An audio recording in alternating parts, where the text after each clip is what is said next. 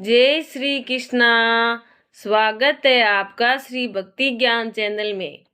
आज मैं देव उठनी एकादशी की व्रत कथा सुनाने जा रही हूँ। इसका नाम प्रबोधनी एकादशी व्रत कथा है। ये एकादशी कार्तिक मास के शुक्ल पक्ष की एकादशी को की जाती है। तो इसकी कथा सुनने से पहले हमें तुलसी का दल लेकर बैठे। तो अब मैं कथा शुरू करती हूँ। ब्रह्मा जी बोले, हे मुनि श्रेष्ठ, अब आप पापों को नष्ट करने वाली और पुण्य को मुक्ति देने वाली प्रबोधनी एकादशी का महात्म सुनाइए। भागीरथी, गंगा तथा तीर्थ नदी, समुद्र आदि सभी तभी तक फल देते हैं जब तक प्रबोधनी एकादशी नहीं आती। कार्तिक मास के शुक्ल पक्ष की प्रबोधनी एकादशी के व्रत का फल 1 सहस्त्र अश्वमेघ और 100 राज्य सूर्य यज्ञ के फल के बराबर होता है। नारद जी ने पूछा कि हे पिताजी, ये संध्या को भोजन करने से, रात्रि में भोजन करने और पूरे दिन उपवास करने में क्या फल मिलता है, उसे आप समझाइए। ब्रह्मा जी बोले, हे नारद, एक संध्या को भोजन करने से, एक जन्म का रात्रि में भोजन करने से, 2 जन्म का और पूरे दिन उपवास करने से 7 जन्म के पाप नष्ट हो जाते हैं। प्रबोधनी एकादशी के व्रत के प्रभाव से सुमेरु पर्वत के समान कठिन पाप क्षण भर में नष्ट हो जाते हैं। अनेक पूर्व जन्म में किए हुए बुरे कर्मों को ये प्रबोधनी एकादशी का व्रत क्षण भर में नष्ट कर देता है। जो मनुष्य अपने स्वभाव अनुसार इस प्रबोधनी एकादशी का विधि पूर्वक व्रत करते हैं और उन्हें पूर्ण फल प्राप्त होता है। हे मुनीश्वर, जो मनुष्य श्रद्धा पूर्वक थोड़ा भी पुण्य करते हैं, उनका वह पुण्य पर्वत के समान अटल हो जाता है।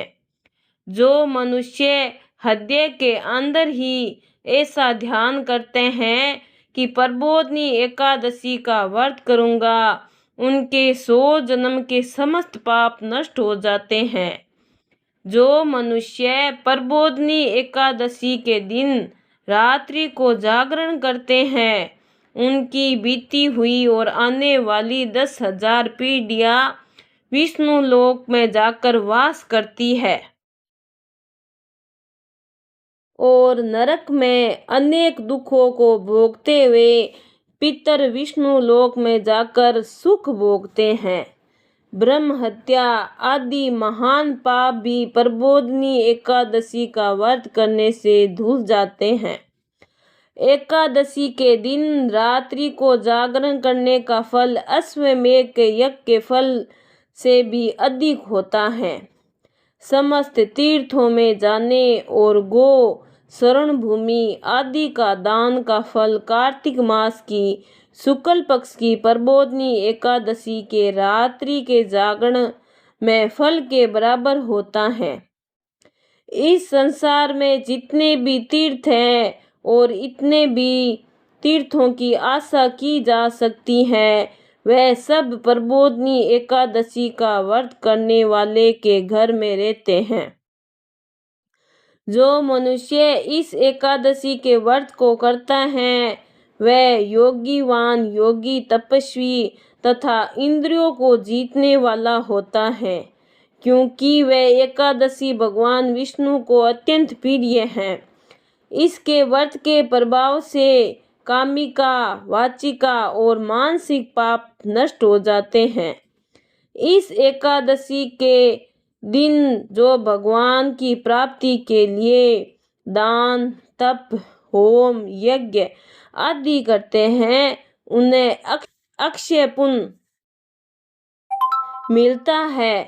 प्रबोधिनी एकादशी के दिन भगवान की पूजा करने से बाल, यौवन और वृद्धावस्था के समस्त पाप नष्ट हो जाते हैं।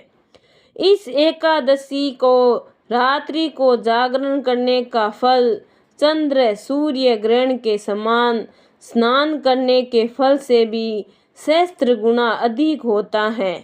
मनुष्य जन्म से लेकर जो पुण्य करता है वह पुण्य प्रबोधिनी एकादशी के व्रत के पुण्य के सामने व्यर्थ है।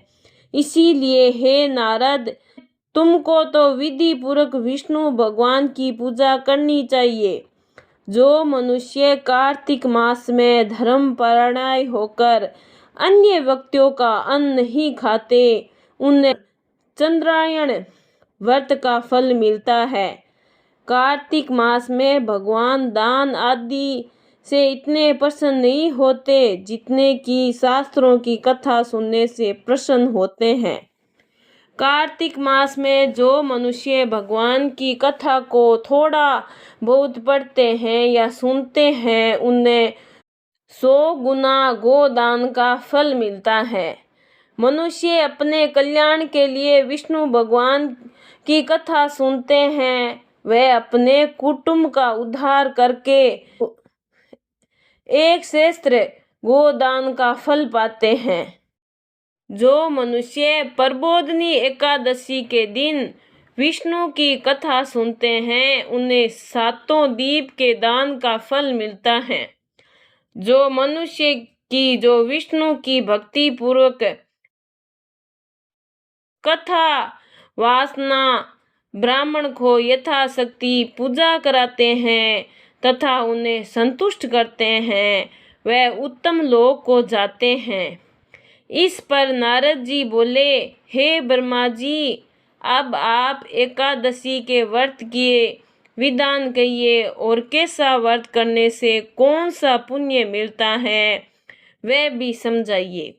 ब्रह्मा जी बोले, हे नारद, इस एकादशी के दिन मनुष्य को ब्रह्म मुहूर्त में उठना चाहिए। नदी, तालाब, कुआं आदि पर स्नान कर व्रत का नियम ग्रहण करना चाहिए। उस समय भगवान से विनय करना चाहिए कि हे भगवान, आज मैं निराहार रहूंगा और दूसरे दिन भोजन करूंगा, इसीलिए आप मेरी रक्षा करें। इसी प्रकार विनय कर भगवान की पूजा करनी चाहिए। उसे रात्रि को भगवान के समीप गीत, नृत्य, बाजे, कथा आदि से व्यतीत करनी चाहिए।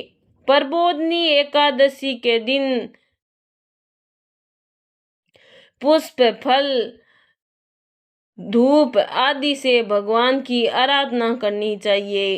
शंख के जल से भगवान को अर्घ देना चाहिए। उसका समस्त तीर्थ स्थान आदि से 100 करोड़ गुना फल अधिक होता है। जो मनुष्य पुष्प से भगवान की पूजा करते हैं, उनके सामने इंद्र भी हाथ जोड़ते हैं। कार्तिक मास में जो वील पत्र से भगवान की पूजा करते हैं, उन्हें अंत में मुक्ति मिलती है।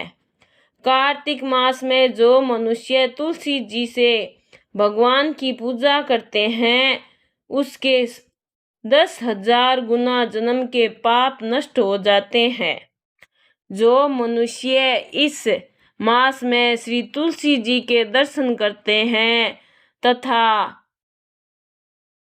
ध्यान करते हैं या रोपण अथवा सेवा करते हैं, वह 1000 कोटि युग तक भगवान के घर में रहते हैं। समस्त मनोकामनाओं को पूर्ण करने वाले भगवान कदम्ब पुष्प को देकर अत्यंत प्रसन्न होते हैं। यदि उनकी कदम्ब पुष्प से पूजा की जाए तो यमराज के दुखों को नहीं पाते। जो गुलाब के पुष्प से भगवान की पूजा करते हैं, उन्हें मुक्ति मिलती है। जो मनुष्य बेकुल और अशोक के फूलों से भगवान की पूजा करते हैं, वे अत्यंत काल तक शोक से रहित होते हैं। जो मनुष्य भगवान की सफेद और लाल कन्नर के फूलों से पूजा करते हैं, उन पर भगवान अत्यंत प्रसन्न होते हैं। जो मनुष्य विष्णु भगवान की दुर्वादल से पूजा करते हैं, वह पूजा के फल से 100 गुना अधिक फल पाते हैं। जो भगवान की समीप पत्र से पूजा करते हैं, वह भयानक यमराज के मार्ग को सरलता से पार कर जाते हैं। जो मनुष्य चंपक पुष्प से भगवान विष्णु की पूजा करते हैं, वो आवागमन के चक्र से छूट जाते हैं। जो मनुष्य शरण से बना हुआ केतकी पुष्प भगवान पर चढ़ाते हैं, उनके करोड़ों जन्म के पाप नष्ट हो जाते हैं। जो मनुष्य भगवान के पीले और रक्त वर्ण कमल से सुगंधित फूलों से पूजा करते हैं, उन्हें श्रेष्ठ स्थान मिलता है।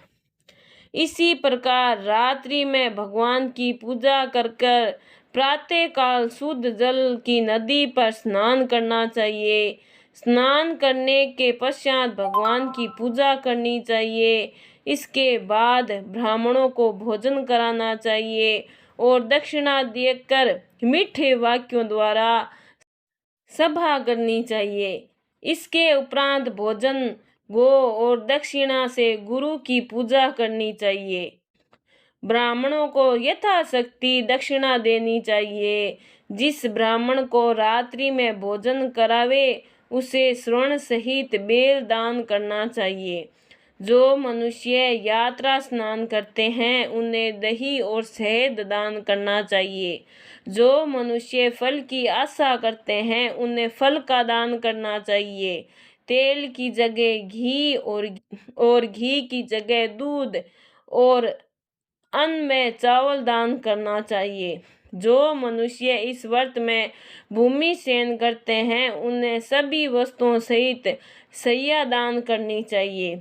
जो मौन धारण करते हैं, उन्हें स्वर्ण सहित जल दान करना चाहिए। जो मनुष्य बालों को धारण करते हैं, उन्हें दर्पण दान करना चाहिए। जो मनुष्य कार्तिक मास के उपाना धारण नहीं करते, उन्हें उपाना दान करना चाहिए। जो इस मास में नमक त्यागते हैं, उन्हें शक्कर दान करनी चाहिए। जो मनुष्य नित्य प्रति देव मंदिरों में दीप जलाते हैं, उन्हें स्वर्ण या तांबे के दिए को घी तथा बत्ती सहित दान करना चाहिए। जो मनुष्य चातुर्य मास व्रत में किसी वस्तु को त्याग देते हैं, उन्हें इस दिन पुण्य ग्रहण करना चाहिए। जो मनुष्य प्रबोधनी एकादशी के दिन विधि पूर्वक व्रत करते हैं, उन्हें अत्यंत सुख मिलता है और अंत में स्वर्ग को जाते हैं। जो मनुष्य चातुर्य मास व्रत को बिना किसी विघ्न के पूरा करते हैं, उन्हें फिर से दोबारा जन्म नहीं मिलता। जिन मनुष्यों का व्रत खंडित हो जाता है, वह नरक को जाते हैं। जो मनुष्य इस एकादशी के महात्म्य को पढ़ता है, सुनता है, उसे अनेक गोदान का फल मिलता है। बोलिए एकादशी मैया की जय। जो भी मनुष्य इस कथा को पढ़ते हैं अथवा सुनते हैं, समस्त पापों से छूटकर स्वर्ग को प्राप्ति करते हैं। बोलिए विष्णु भगवान की जय। अगर आपको मेरी ये कहानी अच्छी लगी है तो लाइक सब्सक्राइब ज़रूर करें। बहुत बहुत धन्यवाद।